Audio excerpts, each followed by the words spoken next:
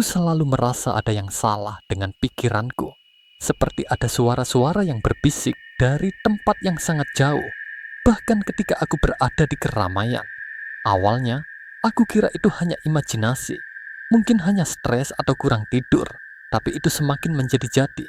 Hari itu dimulai seperti biasa, dengan secangkir kopi dan beberapa halaman buku yang harus aku baca untuk pekerjaan. Tapi semakin lama, semakin terasa ada sesuatu yang mengganjal. Suara itu semakin dekat, semakin jelas. Aku mencoba menenangkan diri, berpikir itu hanya stres.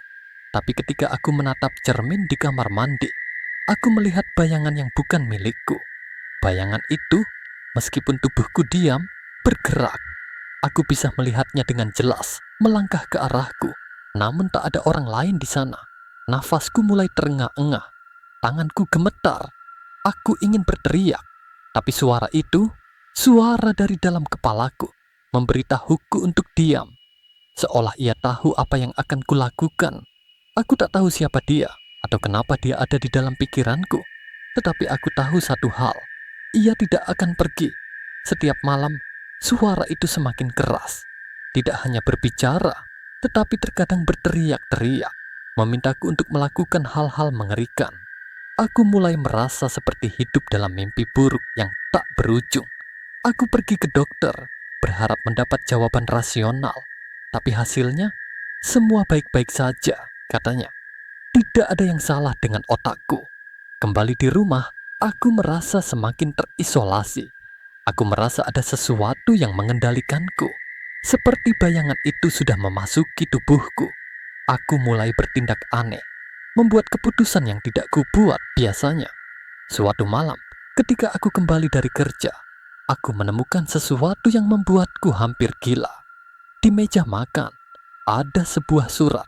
Surat yang bukan aku yang menulisnya, dengan tulisan yang sangat mirip dengan tulisan tanganku. Surat itu mengatakan, "Kamu tidak bisa lari dariku. Aku sudah ada di dalam dirimu."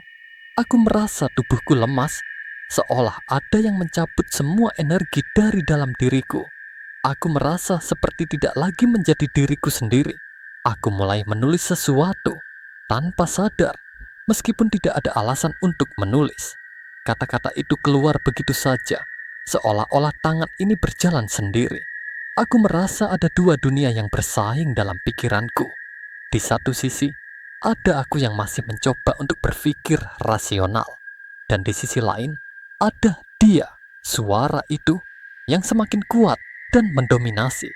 Aku takut, takut dengan diriku sendiri, takut dengan pikiran-pikiran yang semakin gelap. Suatu malam, saat aku menulis lagi, kata-kata itu berbeda.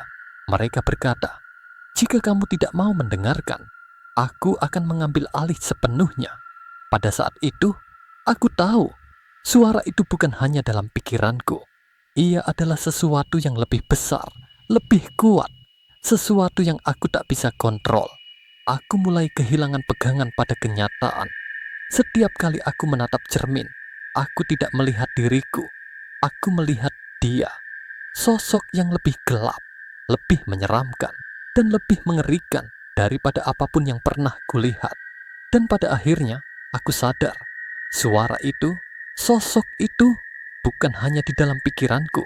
Ia ada di sini, bersamaku, dalam hidupku. Aku tidak bisa melarikan diri darinya. Dan yang lebih menakutkan, aku mulai merasa bahwa aku bukan lagi yang mengendalikan tubuh ini, tetapi ia, sesuatu yang bukan aku lagi. Aku tidak tahu berapa lama aku bisa bertahan. Aku tidak tahu apakah aku masih bisa menyelamatkan diriku sendiri. Tapi satu hal yang pasti, aku tidak sendirian. Dan aku tidak tahu siapa yang benar-benar ada di dalam pikiranku lagi. Hari-hari berlalu, dan aku merasa semakin terperangkap dalam dunia yang tak aku kenali. Aku sering mendapati diriku melakukan hal-hal yang tidak aku inginkan. Terkadang, aku merasa tubuhku bergerak tanpa kendali, dan kata-kata yang keluar dari mulutku bukan milikku. Aku hanya bisa menonton dari dalam, berteriak di dalam hatiku, tapi tidak bisa berbuat apa-apa. Suatu malam, aku terbangun di tengah malam dengan tubuh yang basah kuyup keringat.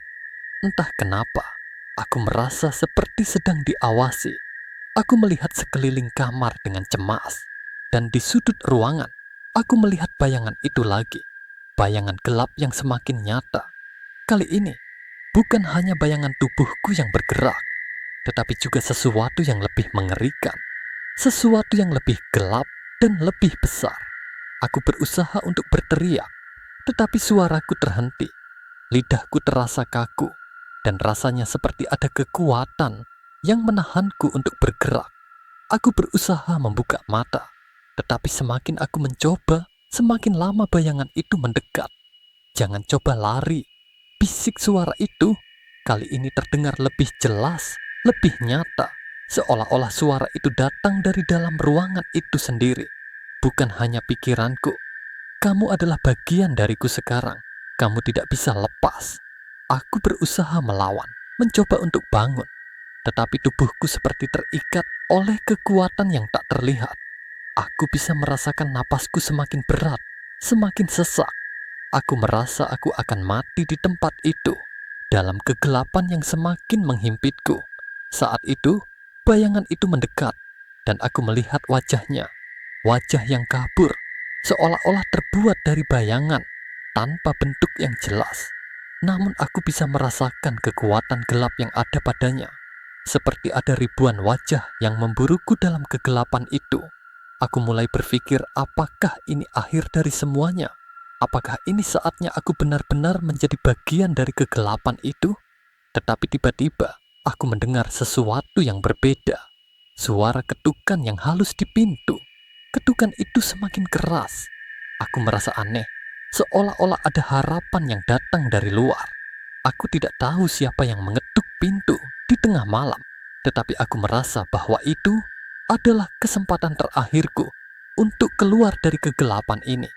Dengan sekuat tenaga, aku akhirnya bisa menggerakkan tubuhku.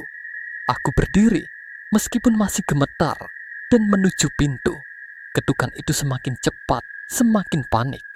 Aku membuka pintu, dan di sana tidak ada siapa-siapa. Aku merasa kecewa, tetapi kemudian aku mendengar suara itu lagi. Kali ini, suara itu datang dari dalam rumah, bukan hanya dari pikiranku. Suara yang sama yang memaksaku untuk mengikuti perintahnya. Apakah kamu pikir kamu bisa lari dariku? Suara itu menyeringai. Aku menutup pintu dengan cepat dan mencoba melarikan diri keluar rumah. Tetapi langkahku terasa berat, seperti ada sesuatu yang mengikatku. Setiap langkah yang kuambil terasa seperti berusaha melawan arus yang sangat kuat. Saat aku berlari keluar, aku mendengar suara itu semakin keras, semakin menakutkan. Aku melihat bayangan itu di depan rumah, memandangiku dengan tatapan yang penuh kebencian. Aku tahu bahwa aku tidak akan pernah benar-benar bebas dari kegelapan itu. Aku hanya bisa berlari ke hutan di dekat rumah, berharap bisa menemukan kedamaian atau apapun yang bisa mengakhiri mimpi buruk ini. Tetapi semakin jauh aku berlari, semakin terasa bahwa bayangan itu mengikutiku, bahwa kegelapan itu tak akan pernah melepaskanku. Dan sekarang, aku sudah tidak tahu lagi apakah aku masih bisa melarikan diri dari suara itu, dari bayangan itu, dari diriku sendiri. Gimana menurut kalian cerita kali ini? Kalau suka, jangan lupa like, komen, dan subscribe, biar nggak ketinggalan cerita-cerita seram lainnya. Sampai jumpa di video berikutnya.